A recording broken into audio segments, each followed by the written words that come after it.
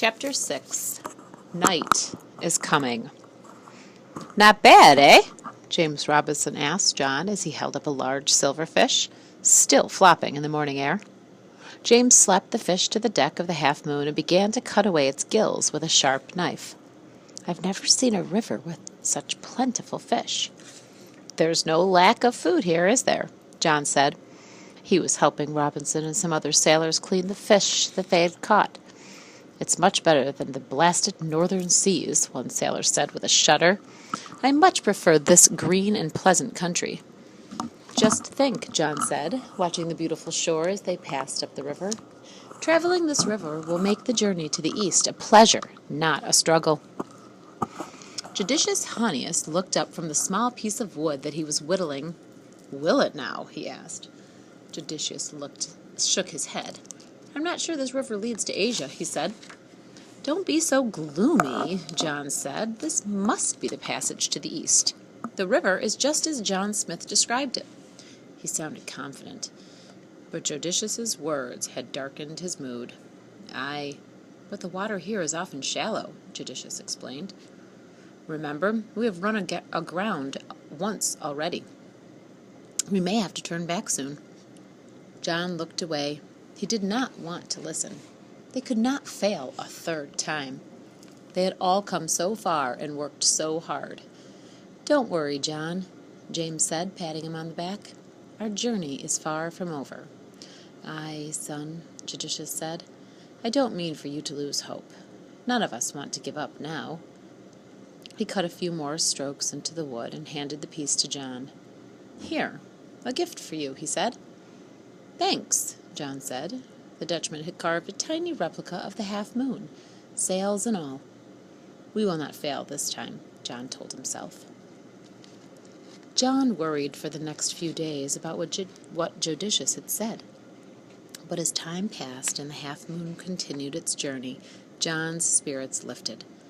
The sailors met with more native people as they traveled. These people, like Ataus, proved to be friendly. Soon, John had almost forgotten Judicious's warning. One morning, Henry Hudson sent Juet and 4 others upriver in the rowboat to sound out the water's depths. If the water was deep enough, they would continue.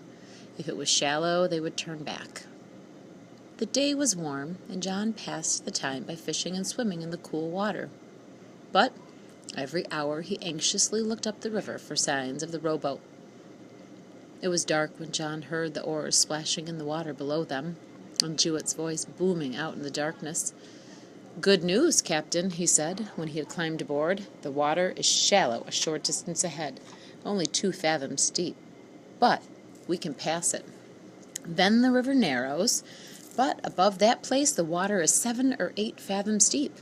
We can take the Half Moon farther." "Fine," Hudson said. "We will lift anchor and sail all night." "Hooray!" yelled John. The other sailors laughed at his enthusiasm. The ship traveled far that night and morning, but the next afternoon the wind blew strong to the south. "We'll drop anchor here and continue tomorrow if the wind is fairer and to the north," Henry said. John was impatient. He felt certain that they were only days away from the great sea which led to Asia. "Why do we have to stop?" he asked his father. "I am sending Smith, the carpenter, and others ashore to cut a new yard for the foremast," his father replied. "Our foremast took a beating while we were at sea, and we should replace it while we have the chance." John beamed. "Could I go with them?" he asked eagerly. His father smiled. "I was just about to ask if you would," he said. "You've proved that you can communicate with the people of this land. If the crew were to encounter anyone, I'd feel better with you along." "Thank you, sir," John said. He felt very proud of himself. He was truly a part of the crew now. The rowboat finally reached land. The shore was rockier here than near Ataus village, John saw. Smith stepped out and began to scan the trees in front of them. "We must find a straight young pine near 40 feet high," he said, scratching his red beard. "I'll take John into the outskirts of the woods with me. James Robinson said. "It looks like there are some young trees there. We won't go too far."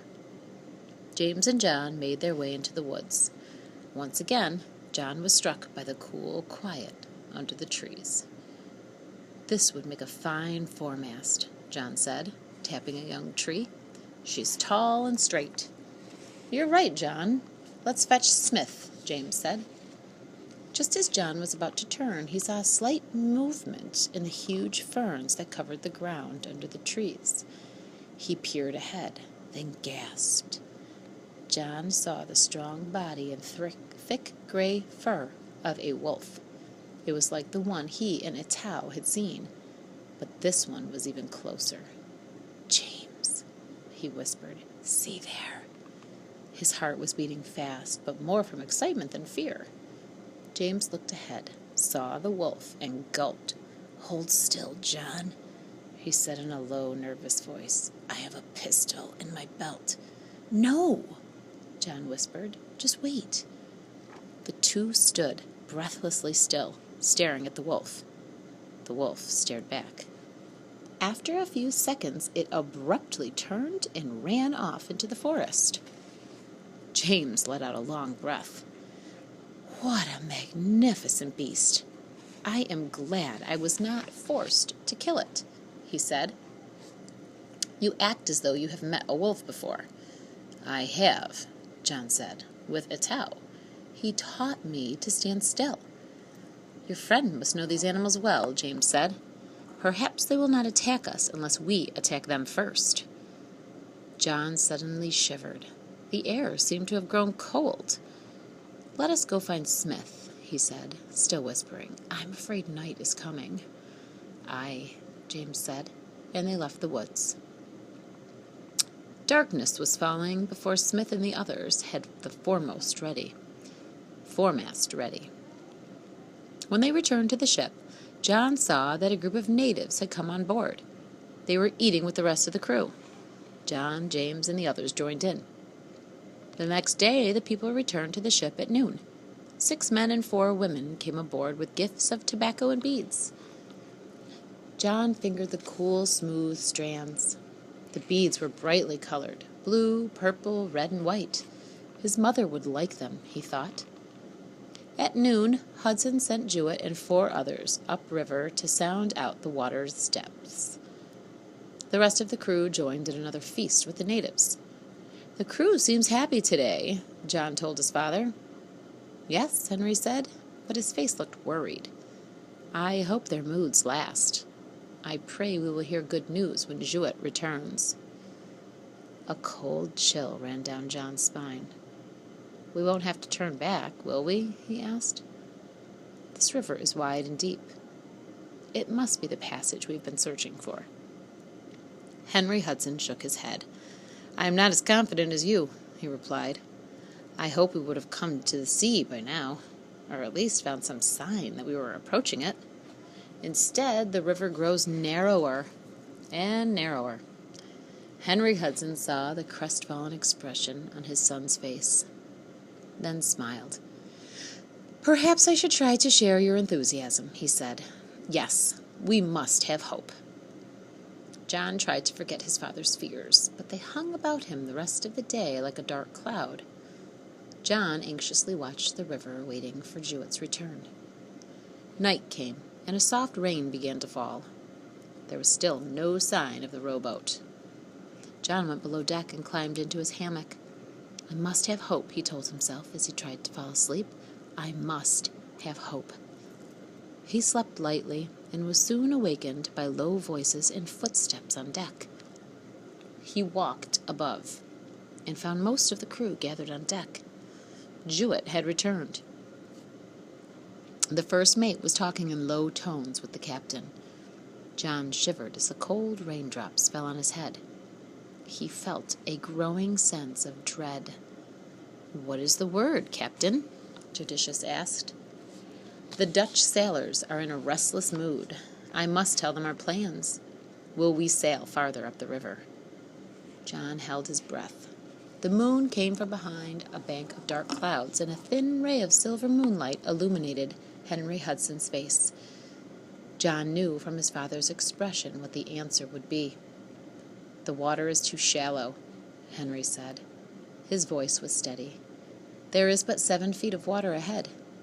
We must turn back. This is not the passage we are seeking." "I must be asleep still," John thought. "Perhaps this is a dream." But the low whispers of the crew were real enough. Judicious translated Henry's words for the Dutch sailors, and their angry muttering hung heavily in the air. John knew no one would dare to speak openly against his father. To do so could mean punishment by whipping or even death. "It was wise to come to this place," Judicious spoke. "I stand by our decision." "Aye," a few of the sailors added, but their voices were half-hearted. "Everyone should try to rest," Henry said. "We will begin our journey home in the morning." John watched his father walk back to his cabin. His head was bowed. 3 times he had searched for a passage to Asia. 3 times he had failed. They would return to Europe, beaten, not proud. One by one the sailors went below deck. The moon disappeared behind the clouds, and more rain began to fall. John stood quietly in the wet night. He stayed on deck until the last man had gone, watching the raindrops splash into the dark river below.